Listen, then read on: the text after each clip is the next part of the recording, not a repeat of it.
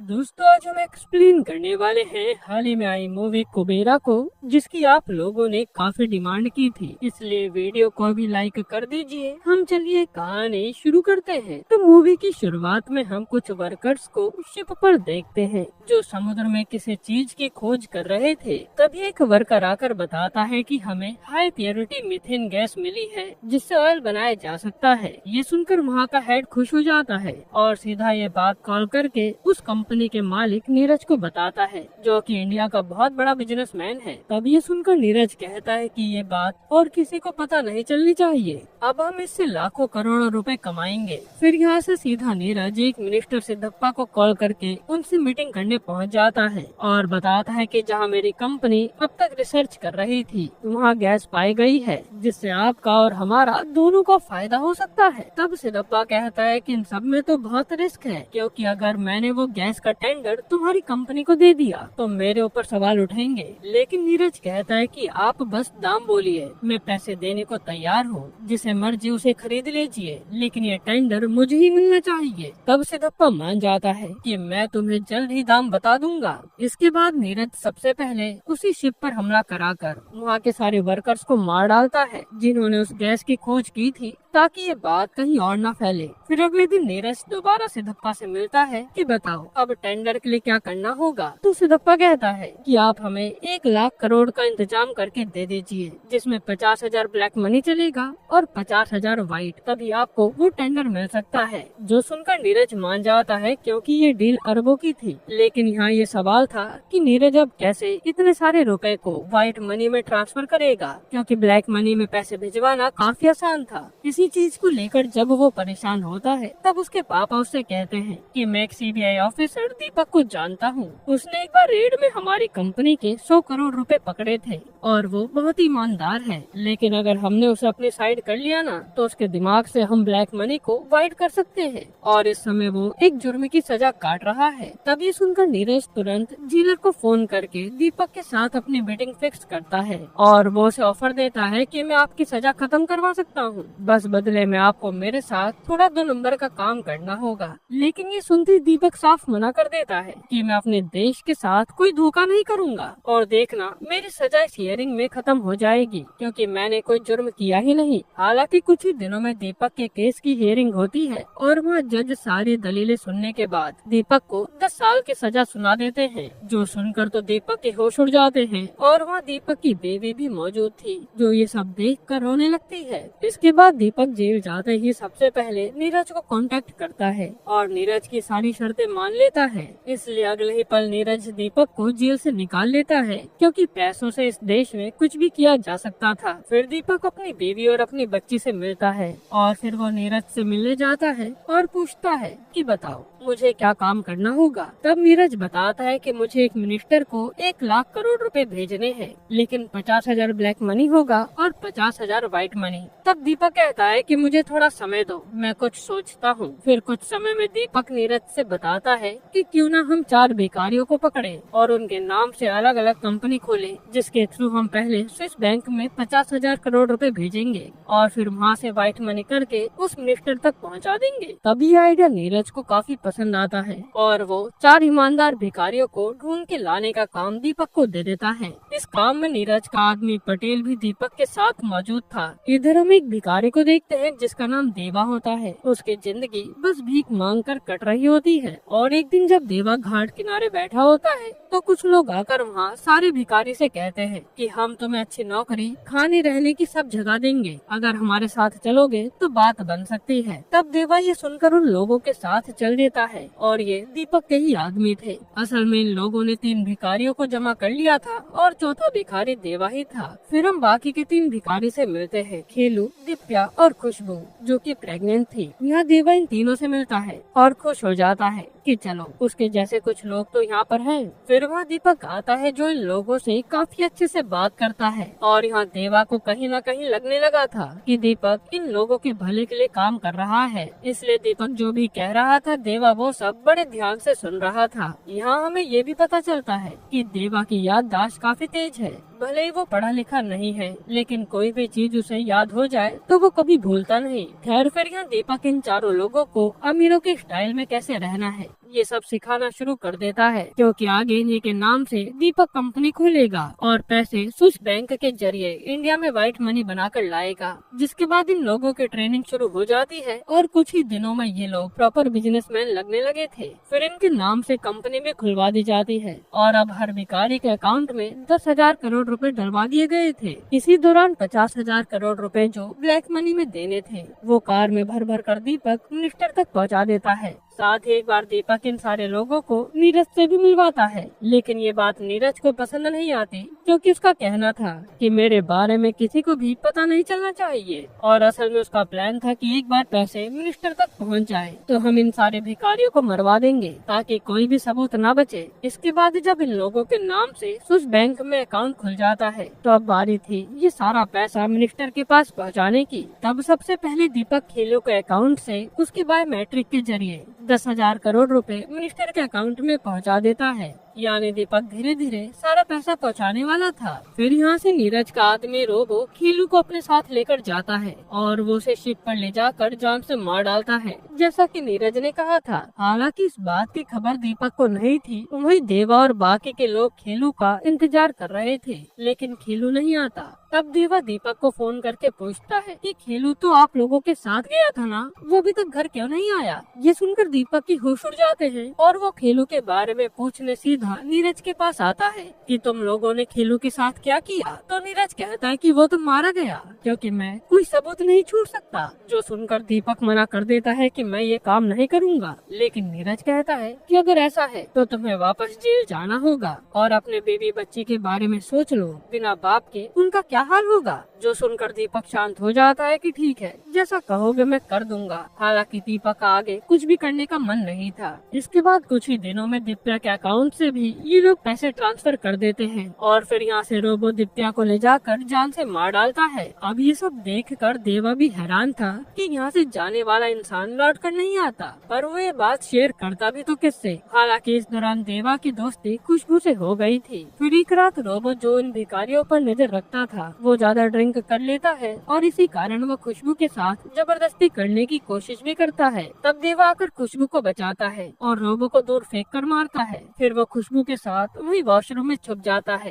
खैर फिर अगले दिन जब दीपक देवा को लेने आता है तो जाकर देवा वो दरवाजा खोलता है, क्योंकि देवा दीपक को ही अच्छा इंसान मानता था और दीपक के कहे अनुसार देवा उसके साथ ऑफिस के लिए निकल जाता है, क्योंकि अब दीपक देवा के अकाउंट से 10,000 करोड़ रुपए ट्रांसफर कराने वाला था। लेकिन उससे पहले इन्हें एक रजिस्ट्रार को देवा की कंपनी से पैसे खिलाने थे, जिसने देवा की कंपनी खोलने में मदद की थी। इसलिए देवा खुद वो मालिक बनकर रजिस्ट्रार के दूसरे फ्लैट पर जाता है और उसे काफी सारे पैसे देता है, जैसा कि दीपक ने करने को कहा था। इसके बाद देवा यहाँ से सीधा दीपक के पास आता है और सबसे पहले बताता है कि उस रोबो ने खुशबू की इज्जत पर हाथ डाला था। जो सुनकर दीपक को गुस्सा तो बहुत आता है, पर वो रोबो को कुछ कहता नहीं, क्योंकि वो नीरज का आदमी था। इसके बाद दीपक बायोमेट्रिक से देवा के अकाउंट से वो पैसे ट्रांसफर कर लेता है और रोबो देवा को मारने अपने साथ ले जा लेता है। फिर रास्ते में वो देवा को मारता भी है और वो जैसे देवा को शूट करने के लिए नीचे उतारता है, तभी उस पर दीपक का कॉल आता है जो बताता है कि देवा को मारना मत, उसकी बायोमेट्रिक फेल हो गई है, उसे वापस ले आओ, दोबारा से पैसे ट्रांसफर करने होंगे। जो सुनकर रोबो जैसे पीछे मुड़ता है देवा को ले जाने के लिए, तो पता चलता है कि देवा तो यहाँ से भाग चुका है। जो देखकर उसके होश उड़ जाते हैं। इधर हम देवा को देखते हैं जो भागते भागते एक रेलवे स्टेशन पर आ जाता है और वहीं बैठ जाता है। तभी उसे एक लड़की दिखती है जो बस रोए जा रही थी। असल में वो अपना घर छोड़कर एक लड़के के लिए मुंबई आई थी, लेकिन वो लड़का तो इस लड़के के लिए आया ही नहीं, यानी उसने धोखा दे दिया। और यहाँ पता चलता है कि उस लड़की का नाम समीरा है। तभी वहाँ देवा एकदम से चक्कर खाकर गिर जाता है और वो किसी एंगल से भिखारी नहीं लग रहा था, तो समीरा आकर उसकी मदद करती है। और जब देवा भूख का नाम लेता है तो वो उसे खाने के लिए चॉकलेट भी देती है। फिर वो अपनी एक फ्रेंड को कॉल करके सारी कहानी बताती है कि अब मैं घर से भाग आई हूँ तो वापस भी नहीं जा सकती, ऐसे में क्या करूँ। तब उसकी सहेली कहती है कि अभी तू मेरे घर आ जा, बाद में देखते हैं कि क्या करना है। तब यहाँ से समीरा जैसे ही जाने लगती है तो देवा भी उसके पीछे पीछे चलने लगता है और वो कहता है कि मुझे अपना फोन दे दो, मुझे बस अपने सर को कॉल करना है और वो मुझे आकर ले जा लेंगे। असल में देवा को लग रहा था कि ये रोबो ही बेकार इंसान है और दीपक दीपक उसे बचा लेगा। इसलिए वो सीधा दीपक का नंबर याद करके उसे कॉल लगाता है, लेकिन दीपक तो खुद देवा को ढूंढने में बिजी था, इसलिए वो कॉल रिसीव ही नहीं करता। तब समीरा अपना फोन लेकर स्विच ऑफ कर देती है ताकि उसे कोई डिस्टर्ब ना करे। फिर वो अपने दोस्त के घर जाने लगती है। इस पर देवा कहता है कि मुझे भूख लगी है, अगर आप मुझे मस्जिद तक छोड़ देंगी तो आपकी बड़ी मेहरबानी होगी, क्योंकि आज फ्राइडे है तो वहाँ खाना मिल जाएगा। जो देखकर समीरा को दया आती है और वो उसे एक मस्जिद के पास छोड़कर अपनी फ्रेंड के यहाँ चली जाती है। इसके बाद हम देखते हैं कि जैसे दीपक अपना फोन देखता है तो उसे देवा की आवाज सुनाई देती है, क्योंकि देवा ने वॉइस मैसेज छोड़ दिया था। ये सुनते दीपक तुरंत समीरा का नंबर ट्रेस करके उसके फ्रेंड के घर पहुंच जाता है और वहाँ वो देवा की फोटो दिखाकर पूछता है कि इसके साथ तुम क्या कर रही थी। ये देखकर तो समीरा के फ्रेंड के घर वाले भी हैरान थे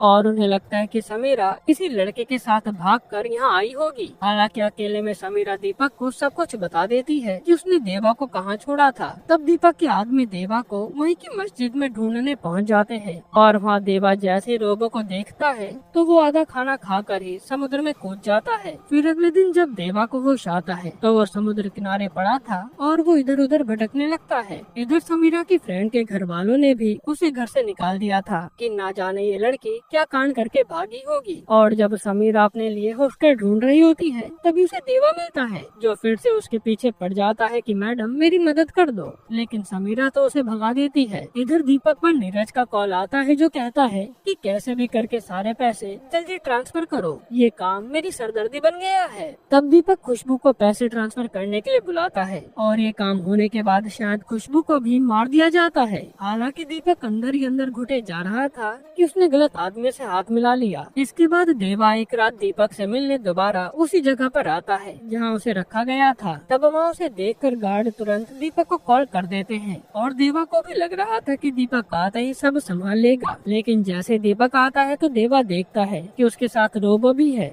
ये देखकर वो समझ जाता है कि दीपक रोबो सब एक साथ मिले हुए हैं और फिर वो वहाँ से भागने लगता है। तब रोबो और उसके लोग देवा को पकड़ने की काफी कोशिश करते हैं, लेकिन जैसे देवा उनके हाथ आने वाला था तो वहाँ जंगली कुत्ते कहीं से आकर रोबो पर हमला कर देते हैं और देवा बचकर भाग निकलता है। इसके बाद अब रोबो के जख्मी होने से ये बात नीरज को भी पता चल जाती है कि देवा के पास 10,000 करोड़ रुपए हैं और वो उन पैसों के साथ फरार है, यानी अब इन्हें केवल 10,000 करोड़ रुपए ही मिनिस्टर के अकाउंट में डालने थे। इसलिए नीरज दीपक को ये काम जल्द से जल्द करने को कहता है। साथ ही नीरज उस रजिस्ट्रार को भी मरवा देता है जो देवा से मिला था, ताकि देवा उसके पास ना जा सके। खैर इधर हम देवा को देखते हैं जो पिछली रात घायल हो गया था और वो घायल हालत में ही समीरा के हॉस्टल के बाहर सो गया था, इसलिए समीरा ने उसे हॉस्पिटल में एडमिट कराया था। फिर होश में आकर समीरा पहले तो देवा को खूब सुनाती है कि मेरे पीछे क्यों पड़े हो, इस बार तो हॉस्पिटल पहुंचा दिया, आगे से मैं कुछ भी नहीं करने वाली। फिर समीरा उससे पूछती है कि आखिर तू है कौन, तो देवा बताता है कि मैं तिरुपति में भिखारी था जिसे कुछ लोग यहाँ ले आए। अब यहाँ भिखारी सुनकर तो समीरा के होश उड़ जाते हैं और उसे बहुत गुस्सा आता है कि सबको लगता है कि मैं एक भिखारी के साथ घर से भागी हूँ, मेरे लिए कितनी शर्म की बात है।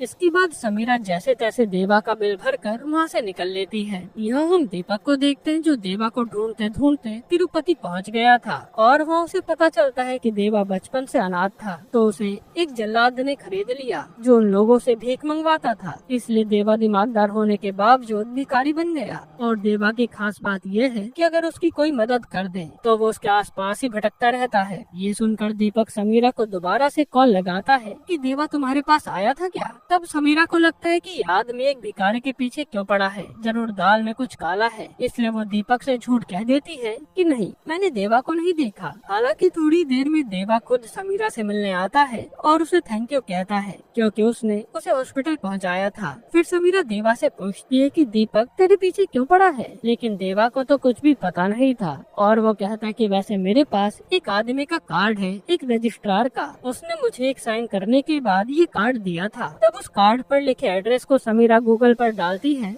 और फिर देवा को बता देती है कि इस पते पर जाओ, शायद तुम्हें कुछ पता चल जाए। तब देवा यहाँ से सीधा उस पते पर पहुँच जाता है, लेकिन पता चलता है कि वो रजिस्ट्रार तो अब इस दुनिया में नहीं है। ये देख कर देवा के दिमाग में न जाने क्या आता है और वो सीधा थाने पहुँच जाता है उस रजिस्ट्रार की मिसिंग कंप्लेन लिखाने के लिए। साथ ही वो पुलिस वाले से कहता है कि मुझे कुछ लोग उस आदमी के पास लाए थे और साइन करवा कर मुझे कहीं और ले गए और मैं तो बस एक भिखारी हूँ। ये सुनकर उस पुलिस वाले अशोक को काफी गुस्सा आता है और वो देवा को पीट कर जेल में डाल देता है कि ये भिखारी हमारा पागल बना रहा है। लेकिन देवा चिल्लाते हुए कहता है कि मुझे एक बड़े आदमी ने अपने पास रखा था किसी बड़े काम के लिए। और तभी उसे वहाँ पर एक मैगजीन पर नीरज की फोटो दिखती है, जिसे देखकर वो इशारा करते हुए बताता है। तभी देखकर अशोक के होश उड़ जाते हैं और वो देवा से कहता है कि अच्छा ये बता तुझे रजिस्ट्रार कहाँ मिला था। जिस पर देवा उसे उसी रजिस्ट्रार के फ्लैट पर ले जाता है क्योंकि उसे रास्ता तो याद हो गया था। तब वहाँ का वॉचमैन पुलिस को देखकर फ्लैट की चाबी दे देता है और बताता है कि मालिक तो हफ्ते में 2 बार लड़की लेकर यहाँ आते थे। पहले लड़की आकर चाबी मांगती है,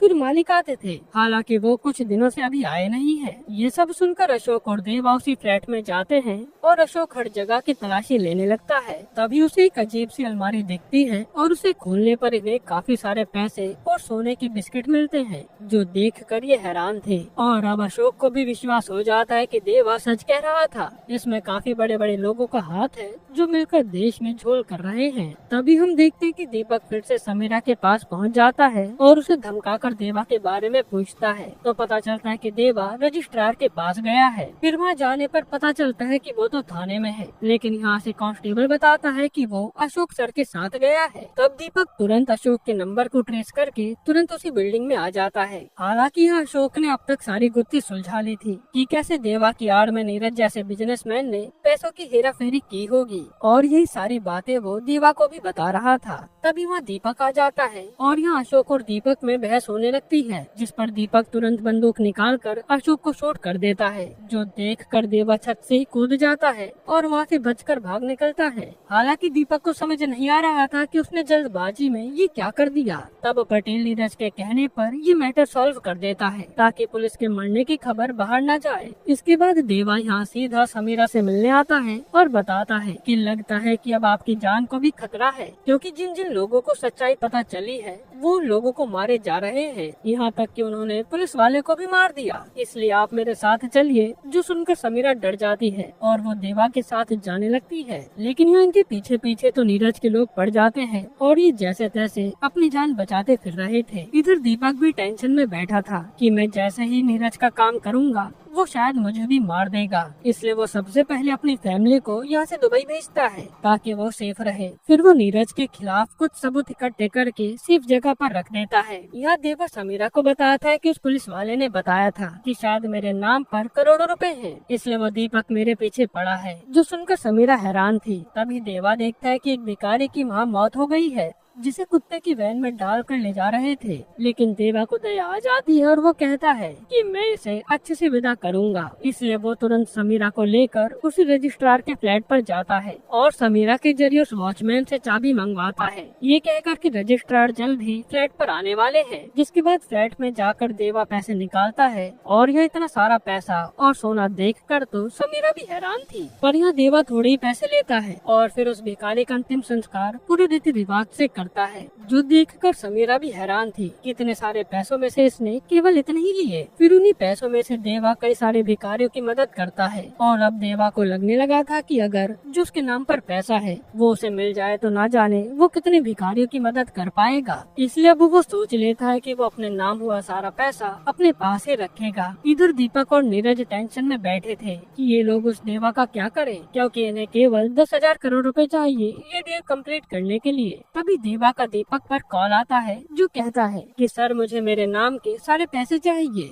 जिस पर नीरज चिल्लाता है कि तुझे 10,000 करोड़ रुपए चाहिए। जो सुनकर देवा कहता है कि हाँ इतना ही चाहिए। तब कहा सुनी में नीरज को इतना ज्यादा गुस्सा आ जाता है कि वो अपने आदमियों से कहता है कि मैं 10,000 करोड़ का इंतजाम कहीं और से कर लूंगा, बस तुम इस देवा को खत्म करो। यहाँ देवा सीधा समीरा के पास आया था, जो रजिस्ट्रार के पैसों के साथ बैठी थी, और वो कहते कि इन पैसों से अपनी जिंदगी सेट हो सकती है, इसे ले चलो। लेकिन देवा तो कह रहा था कि मैं उस दीपक और उसके साथी को छोड़ूंगा नहीं। जो सुनकर समीरा को काफी गुस्सा आता है। इसके बाद जब दीपक देवा का पता करने एक जगह पर आता है तो हम देखते हैं कि देवा पहले से ही वहाँ पर छुपा बैठा है और मौका मिलते ही देवा दीपक को बेहोश करके अपने साथ ले जा लेता है। फिर वो उसे उठाकर कहता है कि सर मेरे नाम जो पैसा है मुझे दे दीजिए, मैं आपको जाने दूंगा। लेकिन दीपक कहता है कि वो नीरज बहुत बड़ा आदमी है, वो तुझे कभी भी मरवा देगा। लेकिन देवा उसकी नहीं सुनता। तब दीपक उसे बताता है कि मैं नीरज के हाथों फंस चुका हूँ और ये लोग तो खुशबू को भी मारने वाले थे,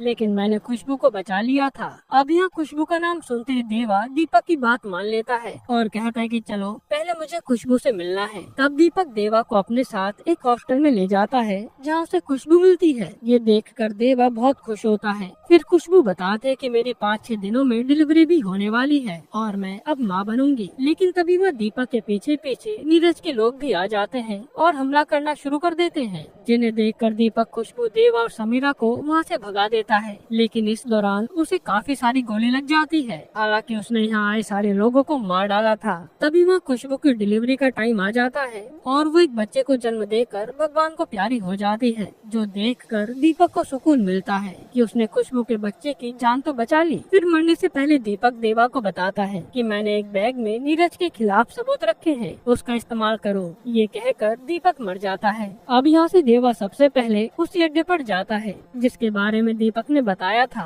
और वहाँ कोई नहीं आता, बल्कि वहाँ नीरज के काफी सारे पैसे पड़े थे। इसलिए वो उन पैसों को लाकर नीरज के घर के बाहर ही गिरा देता है। फिर अगली सुबह उन पैसों की न्यूज हर तरफ फैल जाती है। फिर नीरज के लिए देवा एक पेन ड्राइव भिजवाता है और उसमें दीपक ने गवाही दी थी कि कैसे नीरज ने मिनिस्टर के साथ मिलकर वो पूरा टेंडर अपने नाम कराया है और बदले में 1 लाख करोड़ रुपए भी लिए हैं। ये वीडियो देखकर तो नीरज के होश उड़ जाते हैं। तभी उस पर देवा का दीपक के नंबर से कॉल आता है, जो कहता है कि अगर तू चाहता है कि तेरे सारे सबूत मैं तुझे सौंप दूं, तो तुझे पूरे 24 घंटे के लिए भिखारी बनना पड़ेगा और मैं तुझ पर नजर रखूंगा, इसलिए बेईमानी मत करना और तुझे भिखारी बनने पर ही गरीबों का दर्द पता चलेगा। तब सारे सबूत पाने के लिए नीरज ये शर्त मान लेता है और उसी रात से भिखारी बनकर हर जगह घूमने लगता है। यह देवा बार बार उसे कॉल करके अलग अलग तरह से भीख मांगने के लिए भी कह रहा था, जो कर करके नीरज भी परेशान था। वहीं नीरज ने आसपास अपने आदमी भी तैनात कर रखे थे कि ये देवा जैसे ही मिलेगा इसे मार देना, लेकिन देवा इनके हाथ ही नहीं आता। फिर मौका मिलते देवा नीरज को उठा लेता है और कूड़े के ढेर में लाकर कहता है कि तूने एक भी अच्छा काम नहीं किया। तब नीरज कहता है कि मुझे अच्छा काम करना भी नहीं है, मुझे बस वो पेन ड्राइव दे दे, मैं यहाँ से चला जाऊंगा और बदले में तुझे जो चाहिए बता, मैं देने को तैयार हूँ। इस पर देवा कहता है कि खुशबू को लौटा दे जिसे तेरे आदमी ने मार डाला। ये सुनकर नीरज देवा को मारने लगता है कि पेन ड्राइव दे दे। अब यहाँ हाथापाई में देवा नीरज के गले में एक चाकू मार देता है, जिससे नीरज की यही मौत हो जाती है। और समीरा ये देखकर कहती है कि ऐसे राक्षस का मरना तो तय ही था। जिसके बाद देवा और समीरा खुशबू की बच्ची के साथ वहाँ से चले जाते हैं और ये मूवी यहीं पर खत्म होती है। यानी अब देवा के पास पूरे 10,000 करोड़ रुपए थे। बस अब उसे ये सोचना है कि वो इतने सारे पैसे निकालेगा कैसे। दोस्तों, आपको ये मूवी कैसी लगी हमें कमेंट में जरूर बताइएगा। और अगर आपको मैं छोटा सा रिव्यू दूं तो ये मूवी बहुत ही अमेजिंग है, जो आपको थोड़ी भी देर बोर नहीं होने देती। और धनुष ने इस मूवी में जो परफॉर्मेंस दी है उसकी जितनी तारीफ की जाए उतनी कम है। बाकी आपकी इस मूवी को लेकर क्या राय है कमेंट में बताना। और अगर आपको हाल ही में ये कमाल की मूवी देखनी है तो आप ये वीडियो देख लीजिए।